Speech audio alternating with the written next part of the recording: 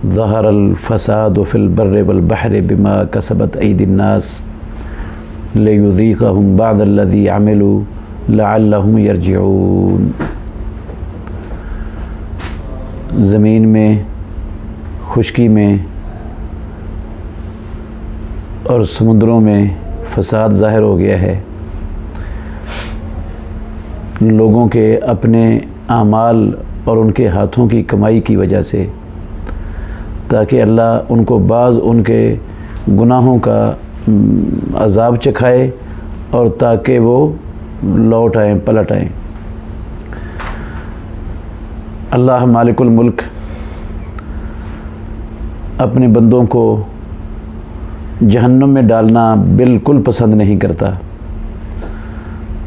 उसने अपने बंदों को जहन्नुम से बचाने के लिए किताबें नाज़िल की हैं, अपने नबियों को भेजा है और मुख्तलिफ़ मौक़ों पर अल्लाह रब्बुल आलमीन अपनी क़ुव्वत और ताकत के मुज़ाहिर दिखाकर अपने बंदों को अपनी पकड़ से डराता है, ताकि लोग जो है ना वो अल्लाह की नाफरमानी से और गुनाहों से और मुहर्रमात के इर्तिकाब से बाज़ आ जाएं और अल्लाह रब्बुल आलमीन की इताअत और मुहम्मदुर रसूलुल्लाह सल्लल्लाहु अलैहि वसल्लम की इताअत के अंदर अपनी मुकम्मल ज़िंदगी बसर करके अपनी आखिरत को संवार लें, अपनी दुनिया को भी संवार लें। तो ये दुनिया की ज़िंदगी में आफ़तों का आ जाना, ज़लज़लों का आ जाना, जिस तरह आज ज़लज़ला आया है, कई जानें वो इस ज़लज़ले में जो है ना वो ख़त्म हो गई हैं, लोगों की अमलाक को नुकसान पहुंचा है।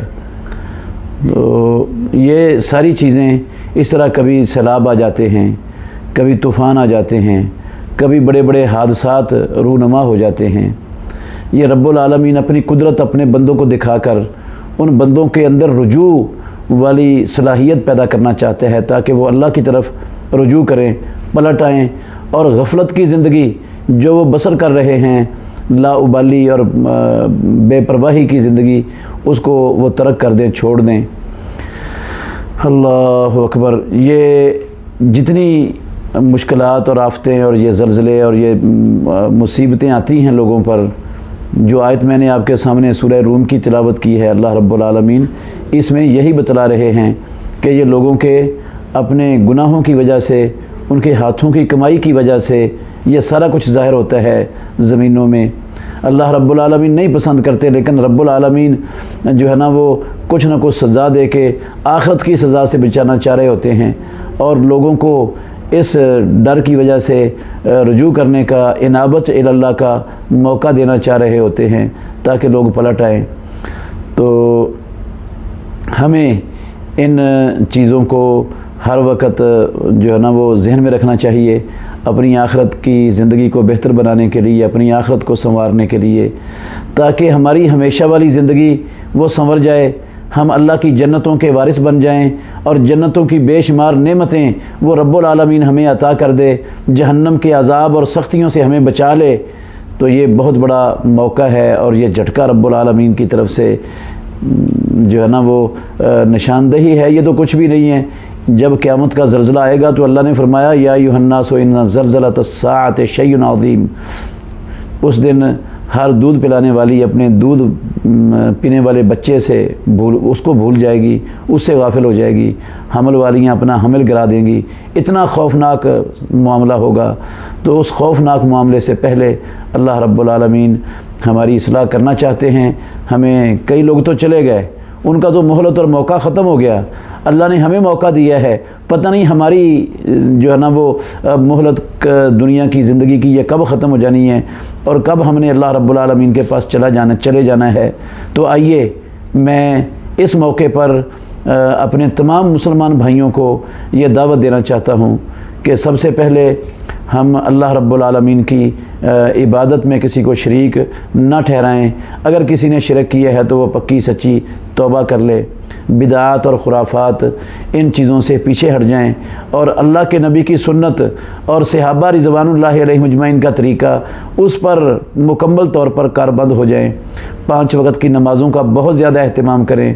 नमाज़ों में बड़ी सुस्ती है, अज़ानें होती हैं, मुसलमानों के बाज़ार भरे पड़े होते हैं और मस्जिदें खाली पड़ी होती हैं, जुमे होते हैं, खुतबात हो रहे होते हैं, नसीहतें हो रही होती हैं, लेकिन लोग उसकी तरफ तवज्जो नहीं देते।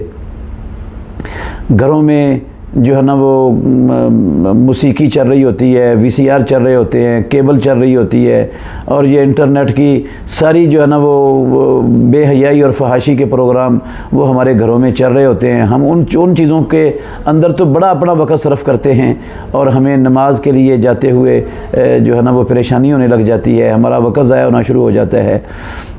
तो हम अपने कारोबारों में जो है ना वो सूदी कारोबार करते हैं, झूठ बोलते हैं, झूठी कस्में उठाते हैं, धोखा देते हैं, मिलावट और फ्रॉड करते हैं, रिश्वत, करप्शन, 2 नंबरी ये उरूज पर है हमारे माशरे में। तो ये बहुत बड़े बड़े गुनाह हैं। ये ऐसे गुनाह हैं कि ऐसे गुनाहों की वजह से पहली कौमें तबाह व बर्बाद हो गईं।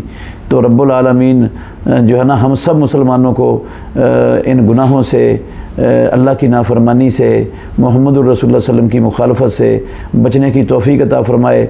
हम अल्लाह की तरफ लौटें और अपनी इस्लाह कर लें।